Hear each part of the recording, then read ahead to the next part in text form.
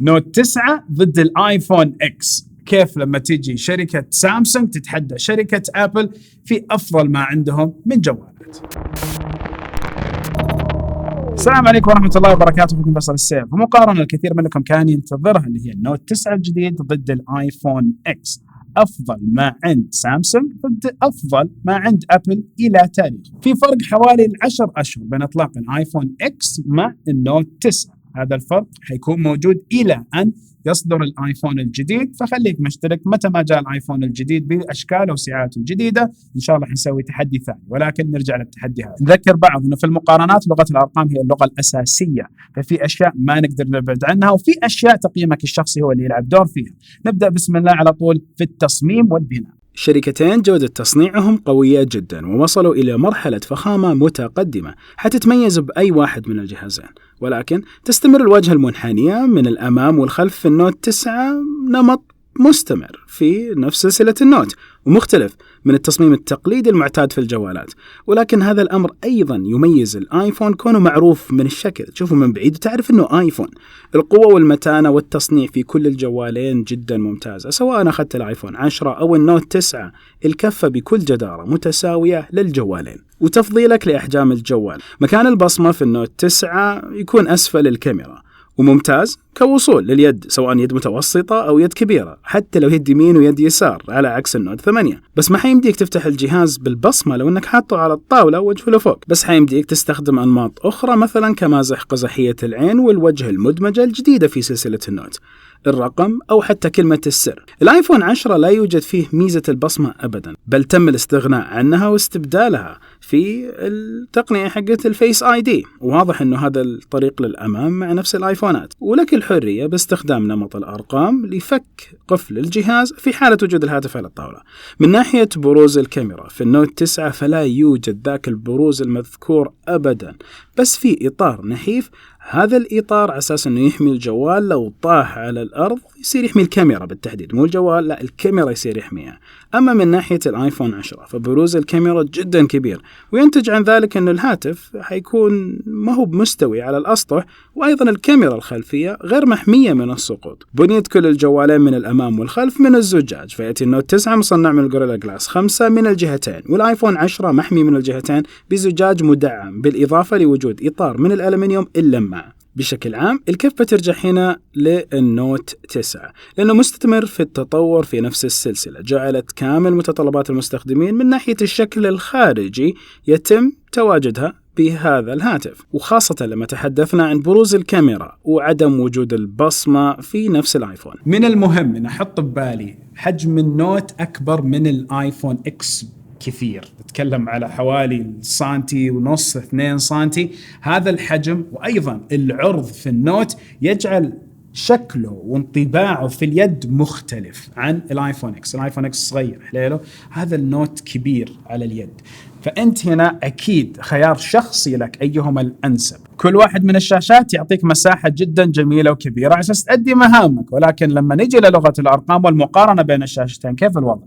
الشاشة في الآيفون 10 تأتي من نوع السوبر ريتنا HD بحجم 5.8 إنش وكثافة بكسلات 458 بكسل في الإنش الواحد. تدعم ال HDR10 والدولبي فيجن. تدعم أيضا تقنية ال 3D في كامل الشاشة.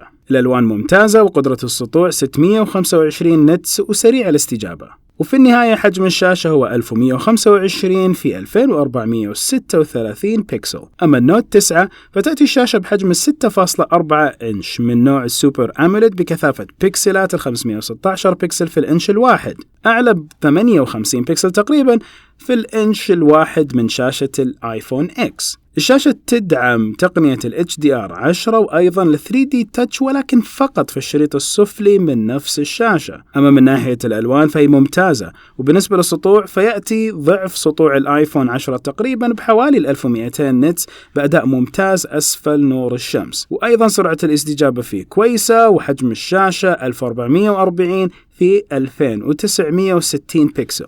بشكل عام أبل لأول مرة تستخدم شاشات الأوليد بالاتفاق مع سامسونج، بحيث حسنت من جودة وكفاءة الألوان في الشاشة وسوتها النمط الخاص فيها في الآيفون 10. ولازم نوضح هنا أن الشاشات حقت الآيفون 10 أصلا من صناعة سامسونج، طبعا نتكلم على الآيفون 10 الجيل الأول. أما من ناحية النوت 9 فالشاشة هي سوبر أموليد الجيل الثالث بحواف الشاشة المائلة، وعن طريق هذه الحواف تتمكن من الحصول على بعض الإضافات والاختصارات اللي تمكنك من فتح تطبيقين مرة واحدة أو الوصول لجهات اتصال أو بعض الاختصارات. وهذا الشريط أيضا في طرق كثيرة لتحميل تطبيقات عليه، ولكن نوضح أنه نفس الانحناء ذا قل بشكل جدا بسيط عن الانحناء اللي كان موجود في النسخة السابقة للنوت 8 مثلا، ولكن يظل شيء مميز. ولما نجي للحكم هنا الكفة ترجح عند النوت 9 من ناحية الشاشة. طبعا هذا يعود لأن السطوع أعلى وكثافة عالية من ناحية البكسلات، وأيضا وجود الميلان يعطي له شيء مميز وإضافات كويسة. صح الميلان قل عن نسخة النوت 8، ولكن هذا الميلان لما قل أدى إلى التقليل من فرص أنك تفتح الاختصارات وانت ما قصدك تفتح الاختصارات. السعات التخزينية متقاربة صارت، خلاص كل واحد قاعد يحاول يجيب سعة أكبر، ولكن يظل الأداء في السعات والمعالج. وأيضا نتكلم على الذاكرة كيف حيكون الوضع. المعالج في الآيفون 10 هو ال A11 Bionic، هو آخر معالجات أبل اللي نزلت في الجوالات. الذاكرة العشوائية 3 جيجا بايت. أما من ناحية النوت 9 فالمعالج هو الإكسينوس 9810 8 الأنوية لنسخة الشرق الأوسط، والذاكرة العشوائية 6 جيجا بايت، وفي نسخة ثانية 8 جيجا بايت، وبس إنه كلامنا كله هالمرة يكون على 6 جيجا بايت. واختبارات البنشمارك المختلفة أثبتت تفوق البايونيك في معظم الاختبارات. أبرز نقطة تفوق فيها الإكسينوس هي التوافق مع البطارية، فهنا نتكلم إنه الكفة ترجح لمعالج البايونيك مع التقدير لتوافق البطارية اللي ذكرناه في معالج الإكسينوس. وهنا علينا نشوف الإصدارات حقت الأنظمة التشغيلية. فالآي أو إس معروف إنه حياخذ آخر التحديثات أول بأول وما عنده مشكلة. أما نجي للنوت 9 فللأسف جاي مع نسخة 8.1 اللي هي الأوريو، والأندرويد باي تم الإعلان عنه صح قبل أسبوع أسبوعين 3 من نفس إعلان النوت 9، ولكن يظل تمنينا لو موجود نفس النظام آخر نسخة على نفس هذا الجوال. وعارفين إنه سامسونج بيكون في نوعا ما تأخر لما توصل نفس النسخة الأخيرة حقت الأندرويد باي على النوت 9. ولكن نرجع للواجهة التشغيلية اللي تحطها سامسونج على الجوال واللي تمكنك من إيجاد اختصارات وتمكين اختصارات ما هي موجودة أصلا حتى على نظام الأندرويد. فمسألة فتح أكثر من شاشة والتعديل عليها والنقل بين التطبيقات أشياء متطورة أكثر مع الواجهة حقت نفس سامسونج، رغم أنها تصير سلقش شوي. يعني يمكن نوعا ما تلاقي بعض الناس ما يفضلوا هذه الواجهة حقت نفس اليو آي من سامسونج. النضوج ممتاز في النظامين حاليا، والتحسينات في الأندرويد خلته تطور بشكل كبير لو قارناه بالأندرويد من سنتين مثلا. الكفة هنا ترجح عند الآيفون والآي أو إس، كون إنه التحديثات تيجي أول بأول. هذه ميزة ما حد يقدر ينكرها، رغم إنه كثير تحديثات قاعدة تيجي على نفس الإصدار الأخير حق الآي أو إس وكثير تصليحات وأشياء، ولكن يظل يجيك آخر سوفتوير أول بأول. يعني تخيلوا معي لو نوت 9 بستوك أندرويد، هذه تستاهل أحلى لايك. هذه الفكرة بحد ذاتها وأتمنى أنها تصير. نوت ضبطوها ببطارية 4000، فصار نوعا ما الجهاز يعطيك وقت وعمر أكثر. وهنا نوضح أنه لازم تستنى أسبوع أسبوعين مع أجهزة الأندرويد كلها الجديدة، أنه تتعامل مع البطارية، يكون في ذكاء صناعي بين الجهاز والبطارية، يعرف أنت اختياراتك واستخدامك الشخصي كيف عشان يعطيك أفضل أداء. والشيء في العادة يأخذ من أسبوع إلى أسبوعين أساس يصير الجهاز نضج واكتمل تعرفه على أطباعك في الاستخدام، فيصير يعطيك التجربة الأمثل. ولكن يظل في البطارية هنا دائما نلاقي فيه وقت أفضل يجي مع الآيفون إكس على حسب استخدام محتواك. محتوى هنا جانب أكبر صح، ولكن نرجع للأرقام شوي. نروح للبطارية ونذكر بعض أنه استخداماتنا تختلف، فهذه تنتج تجارب مختلفة، ولكن علينا من لغة الأرقام ونقول أنه نوت 9 بطاريته 4000 ملي أمب، آيفون 10 بطاريته 2716 ملي أمبير. من ناحية الشحن فالنوت 9 عندك منفذ اليو اس بي تايب سي وفي شحن سريع، ومن ناحية الآيفون 10 ففي منفذ اللايتنينج وفي برضه شحن سريع. بس مع النوت 9 في الصندوق يجي عندك الكويك تشارجر حقه، فتقدر تشحن بسرعة من نفس الشاحن اللي يجي في العلبة. والآيفون 10 يدعم أيضا الشحن السريع، ولكن الشاحن ما يجي عندك في العلبة، فيبغى لك تشتريه بسعر حوالي 60-70 دولار على حسب من وين أنت بدك تشتريه ومن أي شركة. الشحن لاسلكي، تقنية مدعومة في النوت 9، يبي لك تشتري شاحن خارجي ويدعم إلى 30 واط، والشحن اللاسلكي موجود في الآيفون 10، يبي لك تشتري الشاحن، وحوالي 15 واط هو قدرة الشحن. ونتكلم على 15 واط هذه بعد التحديث اللي صار خلال نفس الأنظمة، ويمكن هالشيء يزيد ويتطور. من ناحية أنماط توفير الطاقة، ففي النوت 9 يوجد عندكم نمط الباور سيفينج والألترا باور سيفينج مود، وفي الايفون يوجد عندكم نمط توفير الباور سيفينج. الكفة هنا ترجع عند النوت 9 من ناحية المنظومة، وانه الشاحن السريع يجي بنفس العلبة، والبطارية 4000. وفي مسألة الشحن السريع ما تتوقع بساعة ساعة ونص كيف حيصير في جوالك على طول يمتلي. مع التقدير أيضا لبطارية الآيفون في طريقة إدارة نفس الآي أو إس النظام التشغيلي لنفس البطارية، وإنه أنتم أمورك تمام تكون فيه ويقعد معك وقت طويل، إلا طبعا إذا أنت تستخدم سناب شات أو التطبيقات اللي تستهلك كثير من نفس البطارية. نروح الحين للأمان وطرق الحماية. فطرق الحماية والأمان تتوفر في الآيفون 10 بميزة الفيس آي دي اللي نشوفها لأول مرة في الآيفون. أيضا يوجد معالج داخلي لحفظ بصمة الوجه والمحافظة عليها داخل الجهاز وليس في السحابة. تستطيع توثيق الشراء عن طريق وجهك ومن ثم الضغط على زر التشغيل مرتين للتأكيد. وأيضا تستطيع توثيق الأوامر عن طريق وجهك كتقنية جديدة، وفي تطور مستمر هذه التقنية وتتعود عليها مع الوقت. الطريقة الثانية المتوفرة لفك قفل الجهاز هي رقم السري. في النوت 9 يوجد الجيل الثالث من البصمة وأدائها سريع، وتساعد في تشفير الملفات والمجلدات أيضا، ويتمكنك من استخدام زر البصمة للرد على المكالمات إذا كنت تفضل هذا الشيء. وبرضه في شوية اختصارات وحركات على هذا الحساس، بالإضافة لوجود المسح المزدوج لفك القفل.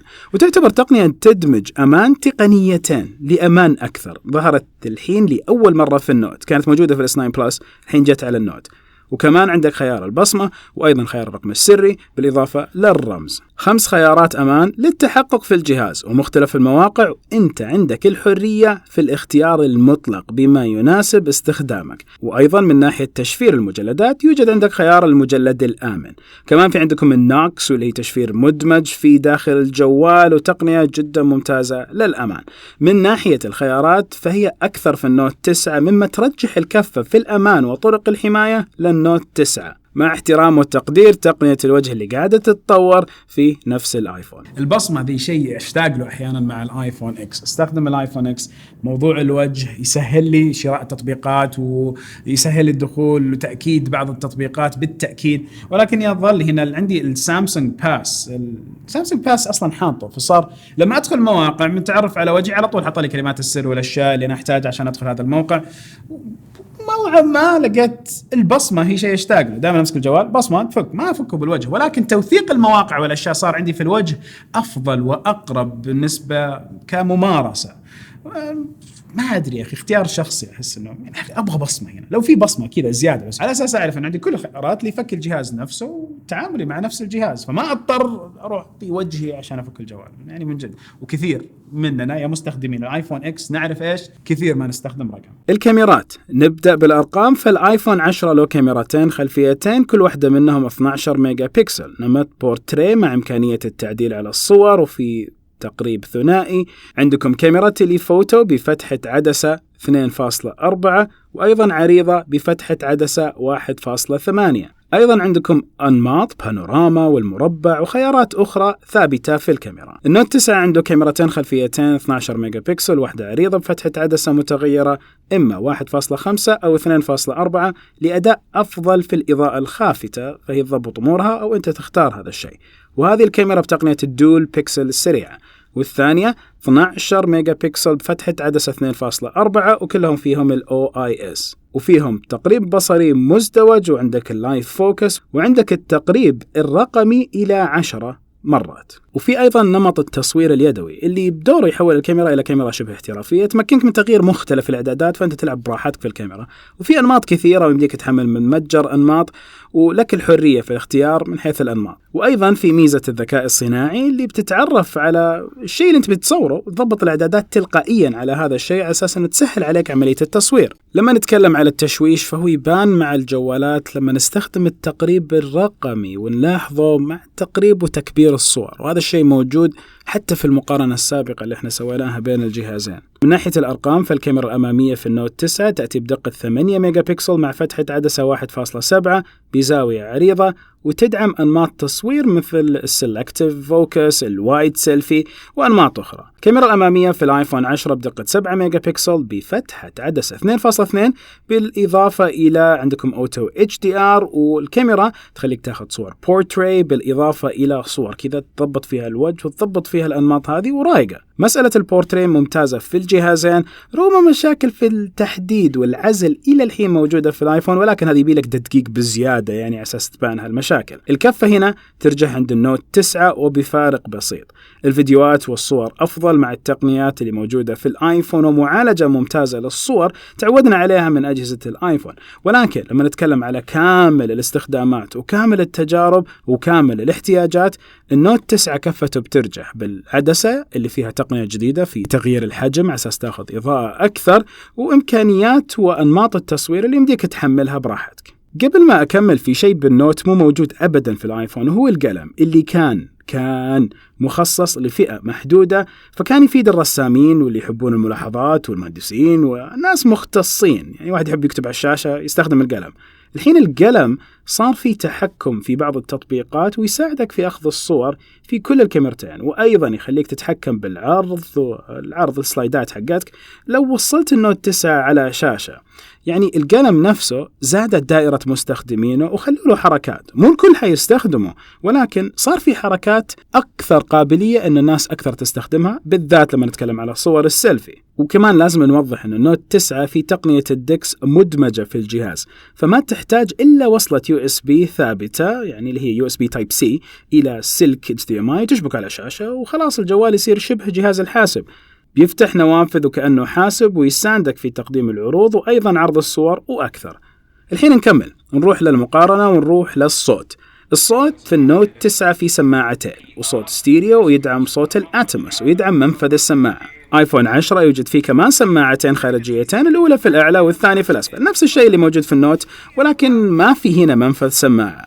السماعات في نفس النوت تم تعديلها مع AKG التونينج مع AKG على أساس أنهم يضبطوا صوت أحسن. السماعات اللي تيجي مع نفس السامسونج النوت 9 هي سماعات AKG، ومع الآيفون تجي في العلبة سماعة خاصة حقت أبل ولكن منفذها لايتنينج عشان يمديك تشبكها على الآيفون. ما يمديك تشبك الشاحن والسماعة في نفس الوقت مع الآيفون 10 إلا في حال شرائك لقطعة خارجية من بعض المزودين والشركات تسويها.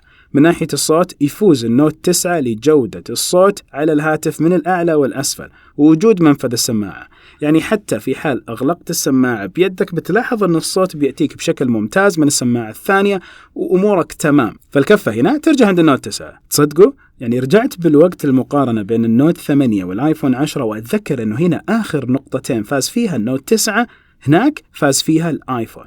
يعني سبحان الله تطور التقنية يساند في تغيير موازين كفة الميزان. نرجع ونقول أن النوت 9 في تبريد مائي باستخدام أنابيب الكربون فايبر، وسامسونج وجهت كلامها لمحبين الألعاب في هذه الخاصية عشان أنهم يلعبون براحتهم ولا يحمل جهاز. فورتنايت لعبة مشهورة حاليا ولأول مرة بتتوفر على نظام الأندرويد مع جوالات النوت في نفس نسختها للبيتا. أتوقع الشيء ذا أبدا ما حيدوم وحيكون وقت قصير وحيصير لكل جوالات الأندرويد، بس توضيح أنه الآيفون من زمان يدعم هذه اللعبة وموجودة عليه. فهنا نلاحظ أنه بعض مطورين الألعاب فضلوا iOS على أندرويد لإتاحة اللعبة لأول مرة. النوت 9 يدعم شريحتين أو شريحة وكرت ذاكرة. كرت ذاكرة اللي 512 جيجا بايت، هذه ذاكرة جديدة من سامسونج، وطبعا الخيار لك في استخدام كرت ذاكرة أو لا. الآيفون 10 يدعم شريحة فقط ولا يدعم شريحتين ولا حتى كرت الذاكرة. كل الجوالين يدعمون آخر ترددات من الواي فاي اللي هي الAC مع دعم واي فاي مباشر اللي هو من نوت 9، وهذا اللي هو الواي فاي دايركت. والبلوتوث الجديد 5.0 مدعوم في كل الجوالين. ال NFC مدعوم في الآيفون لكن بمنظومة مغلقة، يعني ما يمديك تستخدمها على مختلف التطبيقات، فقط أشياء أبل. أما إذا ال NFC تكلمنا عليه في النوت 9 فهيمكنك من استخدام بعض التطبيقات زي تطبيق الدفع الرسمي الحين في السعودية اللي هو تطبيق مدى مثلا، فيمديك تدفع لمشترياتك من جوالك سواء جوا المملكة ولا برا المملكة. ننتقل للمشاركة مع الكمبيوتر في النوت 9. من المؤكد أنها أفضل بسبب نظام الأندرويد، وأيضا كونه يوجد مشاركة فورية عن طريق البلوتوث مع أي نوع جهاز سواء لابتوب أو جوال أو أي شيء. هذا الأمر مو موجود مع منظومة أبل، مو بس في الآيفون 10.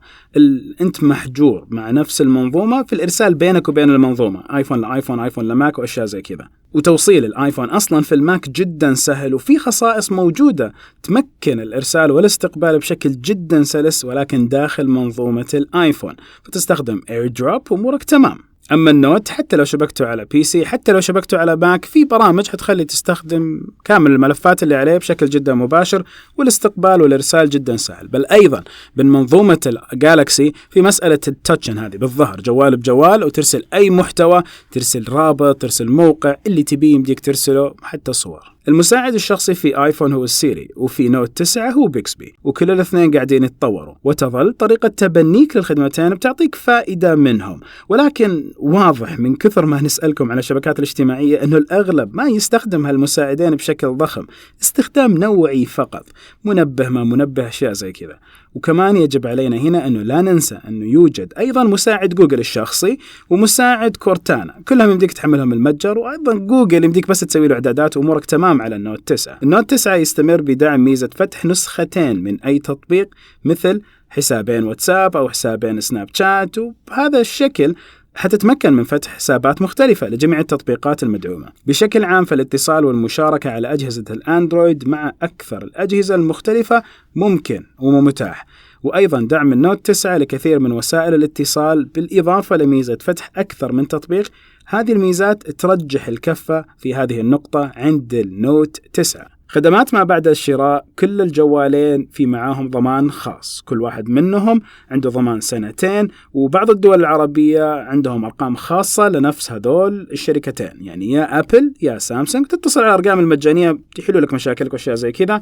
دعم الفني حق أبل حيساعدك أكثر بشكل سريع من دعم الفني حق سامسونج حيساعدوك، ولكن ميزة أبل أنه نظامهم منظومتهم منهم وفيهم، فما يحتاج أنه يسأل عن أندرويد ولا يقول لك ارجع لأندرويد وأشياء زي كذا زي ما يمكن يصير مع سامسونج. وعند سامسونج دعم في المملكة العربية السعودية، وأيضا لما نتكلم على الإكسسوارات فكل الجوالين يتيحوا إكسسواراتهم في المملكة، ضمان 2 سنين. من ناحية النوت في ضمان إضافي في السعودية لأول 6 أشهر عشان إذا انكسرت عليك الشاشة بسعر رمزي يمديك تبدلها. من ناحية الآيفون 10 يمديك تبدل الشاشة ولكن بكلفك رقم، نسأل ونستفسر ونحط لكم الرقم اللي حاليا في الفيديو، نحط لكم إياه هنا على الشاشة. وأيضا يوجد قانون عند شركة أبل بحسب الدعم الفني اللي تواصلنا معه، بحيث أنه أي عطل مصنعي أكيد حيبدلوا لك الجهاز، وهذا طبيعي إذا كان مع كل ضمان. ولكن إذا جوالك سليم وصار مشكلة عليه ولا حاجة للأسف يبيلك تدفع القطع زيه زي أي ضمان أيضا. وأيضا حتى الجالكسي قاعدين يسوي لك خصومات، الظاهر بيجي الجالكسي انترتينر مع النوت 9 برضه يجيب لك خصومات داخل المملكة العربية السعودية، فكانك ترجع شوي من فلوسك. من ناحية الخدمات اللي تم ذكرها فمن المؤكد أن الكفة هنا ترجح عند النوت 9 من ناحية القيمة الممتدة والسعر حق ما بعد الشراء،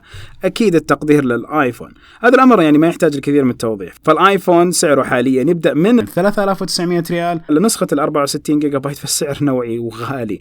انت بهذا السعر تقريبا يمديك تجيب نوت 9 بحجم ذاكرة 512 جيجا بايت، يعني أحسن نسخة يمديك تجيبها ب 4500 ريال حاليا. لما نتكلم على الألوان فالآيفون يتوفر باللون الفضي وأيضا الرمادي، مع الأخذ بعين الاعتبار أنك بتدفع حوالي 300 ريال عشان إضافة شاحن سريع عشان تستفيد من الميزة. أما النوت 9 فالنسخة الأولى اللي هي 128 جيجا بايت سعرها حوالي 3600 ريال، ويشمل الشاحن السريع اللي موجود في العلبة. وعندك 3 خيارات من ناحية الألوان، يا أسود يا موف يا الأزرق هذا الجديد. كفة السعر عند النوت 9 بالتأكيد، فكمية الأمور اللي حتجيك مع النوت 9 تهون عليك المبلغ اللي انت بتدفعه، خاصة وجود حتى كارت ذاكرة والسعة التخزينية العليا اللي انت بتحصل عليها. ولو حطينا بعين الاعتبار المبلغ الكبير اللي بتدفعه على الايفون فما يجي شاحن سريع، نقدر نعطي التقدير هنا للايفون انه سعر ما بعد البيع يكون دائما افضل مع منظومة الايفون وشركة ابل واجهزتها. لما تكلمنا على السعر هذا هو الفارق الأكبر. فالحين السعر ما في فرق جدا كبير بين الجوالين، الفرق أنت باختياراتك وبالنسبة لك النظام الأنسب لك. وأي الجوالين بالفعل بيعطيك القيمة المضافة اللي أنت بحاجتها، ولكن الأداء والاستخدام والأشياء الإضافية اللي تيجي مع النوت 9 هو اللي حتعطيه الكفة الأكبر، حترجع كفته في هذه المقارنة. يمكن الآيفون القادم حيجيب لنا أشياء ما نتوقعها، أشياء جديدة فتخلي في ابتكار أكثر. هنا وجود القلم كان شيء عادي، الحين وجود القلم صار ابتكار إضافي. أيضا لما نتكلم عن الكاميرا الثنائية وتغيير فتحة الأبيتشر، هذا يعتبر ابتكار وصل لسلسلة النوت، كان موجود أيضا في الاس 9 بلس. وأيضا لما نتكلم على صوت الستيريو موجود بس الاتموس. وأيضا لما نتكلم على أكيد البطارية ب4000 والشحن اللاسلكي السريع جدا اللي موجود هنا، ونوعا ما سبق الآيفون وقدر يستمر في سبق الآيفون في كثير من المميزات. تتفق معي أنه الفائز هو النوت 9 بالنقاط؟ ولا ننسى أحيانا يمكن أنت حطيت خيارات أخرى على نفس الصور ونفس الشكل والجسم ولقيت أنه كفة الآيفون هي اللي رجحت معك. أعطوني تعليقاتكم في الوصف حق الحلقة ونهاية الفيديو. كل فيديو وش المقارنة الثانية اللي تبوها شاركوا في التصويت. سبحانك اللهم وبحمدك، أشهد أن لا إله إلا أنت، أستغفرك وأتوب إليك. السلام عليكم ورحمة الله وبركاته.